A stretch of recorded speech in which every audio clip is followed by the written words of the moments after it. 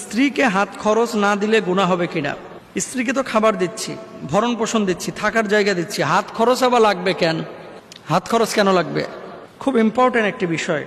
এবং আমাদের বাংলাদেশে যদি হিসেব করা হয় 90% পুরুষ এক্ষেত্রে উদাসীন। স্ত্রীকে হাত খরচ কেন দিতে হবে?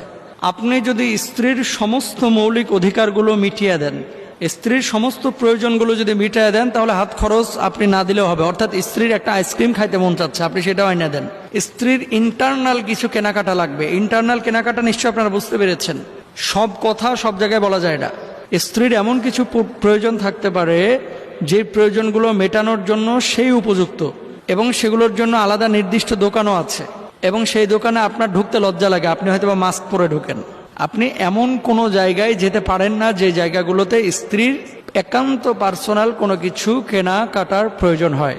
এখন স্ত্রীর সব কিছু আপনি মিটাচ্ছেন, স্ত্রীর সমস্ত প্রয়োজনগুলো আপনি যদি মিটাচ্ছেন, যদি মিটিয়ে থাকেন, হাত খরচ যদি আপনি না দেন কোনো সমস্যা নাই, গুনাহ হবে না।